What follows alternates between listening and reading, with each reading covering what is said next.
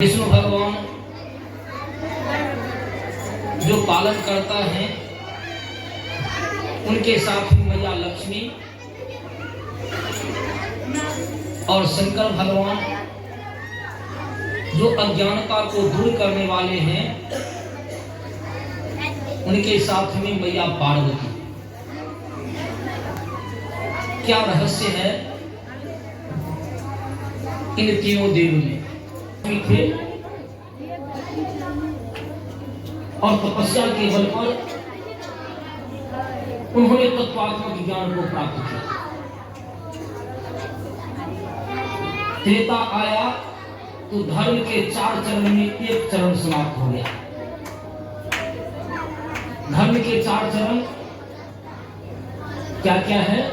धर्म, अर्थ, काम और मोक्ष। इसका एक चरण समाप्त हो गया। द्वापर आया तो 2 चरण समाप्त हो गया और कलयुग में केवल एक चरण से ही धर्म रह जाता। संपूर्ण विश्व में आप देखेंगे तो आप पाएंगे कि विश्व में धन बहुतों के पास है। ऐसा ऐसा राष्ट्र है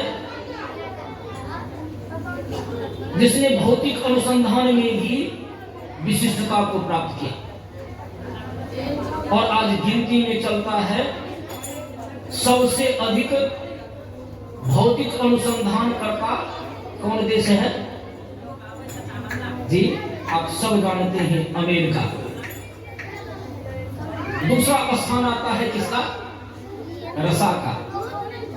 और बहुत सारे देश हैं जिन्होंने भौतिक अनुसंधान किया, लेकिन अभी तक विश्व में आध्यात्मिक अनुसंधान में कोई भारत की क्षमता नहीं कर पाया। यह देश महान है और इसकी महत्ता का कारण मां सरस्वती की कृपा है। कहते हैं भौतिक अनुसंधान हमें सांसारिक सुख के साथ साथ विनाश भी देता है। मान लिया जाए कि हमारे यहाँ अनुसंधान ऐसा हुआ, अणुबम का, परमाणु बम का, न्यूट्रॉन का, फोटोन का, इलेक्ट्रॉन का, और उसका काम क्या है? केवल विनाश। खूब गौर करती है। लेकिन अभ्यास सृजन करता है, बनाता है, और इसलिए कहा गया है कि भौतिक अनुसंधान का अंतिम सीमा वहां से आध्यात्मिक अनुसंधान आरंभ होता है और उसका धनी केवल भारत है। इसलिए भारत का अपना अर्थ है जो हमें भारत से मुक्त करे, जो हमें पूर्णता को प्राप्त कराए, जो हमें इहलौकिक सुख और पारलौकिक गति दे। और इसका कारण क्या है? मां सरस्वती। मां सरस्वती की कृपा ब्रह्मा जी पर हुई तो उनके चारों हाथ में 4 वेद। कौन कौन वेद? ऋग्वेद, यजुर्वेद, सामवेद और अथर्ववेद। विष्णु भगवान पर कृपा हुई तो उनके घर में साक्षात लक्ष्मी, और शंकर भगवान पर कृपा हुई तो कहते हैं सप्त स्वर के दाता कौन है? शिव। आनंद मग्न रहने वाले कौन है? शिव। शिव का मतलब ही होता है जो भौतिकता से ऊपर उठ करके उस आध्यात्म जगत में विचरण करने वाले होते हैं। और इसलिए जन साधारण को समझाने के लिए प्रतीकोपासना दिया गया, जब वेद को समझने योग्य हमारा समाज नहीं रह गया तो उनके सामने प्रतीकोपासना दिया और इसमें शंकर भगवान के साथ मैया पार्वती को बैठाया गया, संतान के रूप में खरानम स्वामी कार्तिकेय को बैठाया गया और गणेश भगवान को बैठाया और कहा गया कि तुम अगर सारे विघ्न बाधा को दूर करना चाहते हो तो गणेश भगवान का पूजा करो और सबसे पहले किनका पूजा करो, विघ्न बाधा दूर होगा तब तो हमें कार्य में सफलता मिलेगी। तो सबसे पहले किनकी पूजा होती है, गणेश भगवान।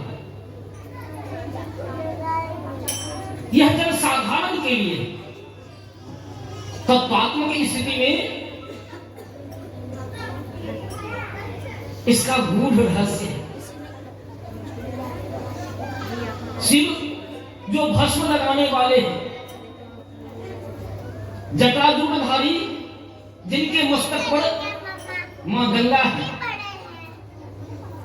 जिनके हाथ में डमरू और त्रिशूल है और मैया पार्वती के साथ साथ स्वामी कार्तिकेय और गणेश। कितना बड़ा रहस्य है। जब इस रहस्य का उद्घाटन होता है तो हमें आनंद की प्राप्ति होने लगती है, कारण कि ये अनस्वर है, शिव अनस्वर है। वे महाकाल कहे जाते हैं।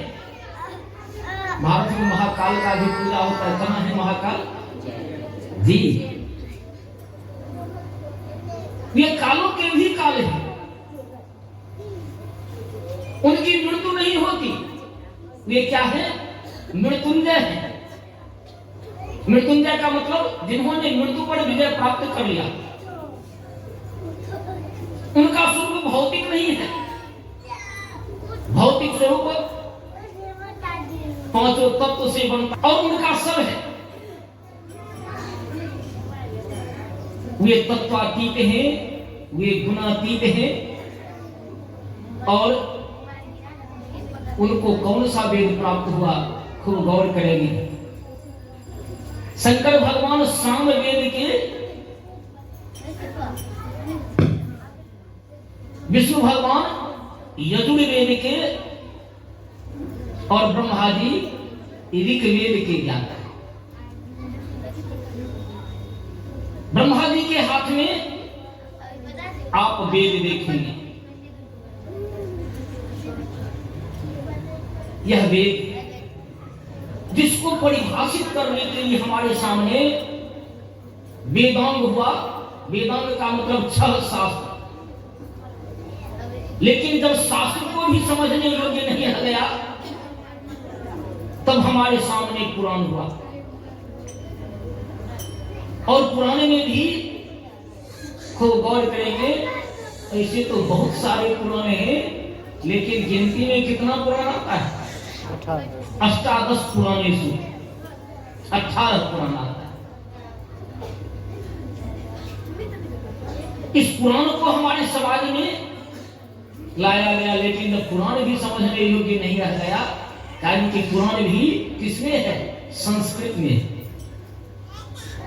हमारी संस्कृति संस्कृत में छिपी है। कहते हैं जब संस्कृत की अवहेलना होने लगी तो हमारे सामने आज बोलचाल की जो भाषा है, इस बोलचाल की भाषा का आविष्कार हुआ और क्षेत्र क्षेत्र में यह भाषा भी बदलता जाता है। वस्तुतः यह तो हमारे समझने बूझने के लिए हमारी भाषा है और सारी प्राणियों की भाषा है। 84 लाख योनियों में आप देखेंगे चिड़िया की भी भाषा है, सुक्का की भी भाषा है, अन्य जितने भी पक्षी हैं उनकी भाषा है, जानवर की भी भाषा है। सारे प्राणियों की अपनी भाषा। कहते हैं यह भाषा केवल सांसारिक सुख के लिए, लेकिन पार्वती गति के लिए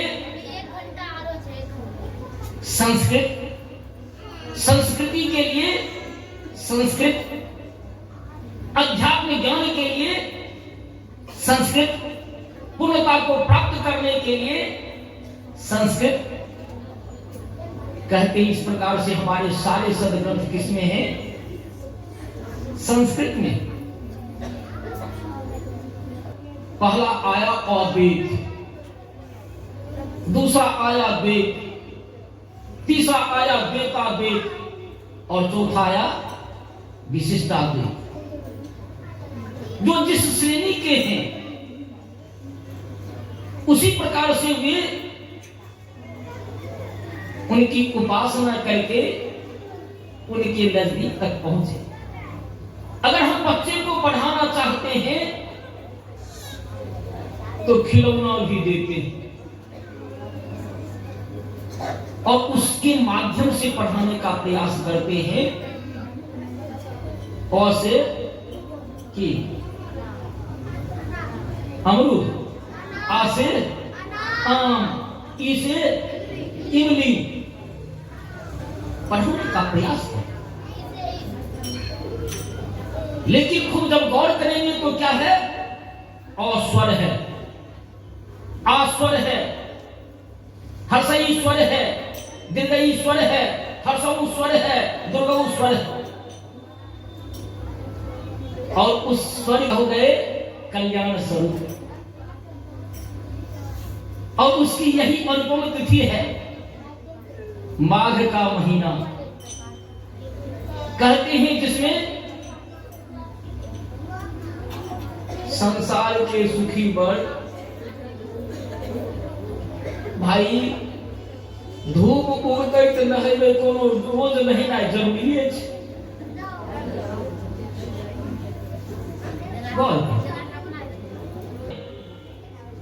उन पुण्यात्माओं पर आप नजर दें, आज भी अमृत की वर्षा हुई, अभी अभी घटना घटी, इसके बावजूद भी करोड़ों उस अमृत रूपी प्रवाह में स्नान किया। जो पुण्यात्मा है वे अपने घर घर में स्नान किया। आप लोगों के बीच बाढ़ो कुंभ का जल भी बांटा गया, आप वहां नहीं जा सकते हैं तो अपने घर में स्नान बनावे। आज पुण्यात्मा वृंद जिस बच्चा को पढ़ाना चाहते हैं तो पहला खड़ी पकड़ाते हैं। अब उस खड़ी में पकड़ाने के बाद लिखवाते हैं। क्या लिखवाते हैं?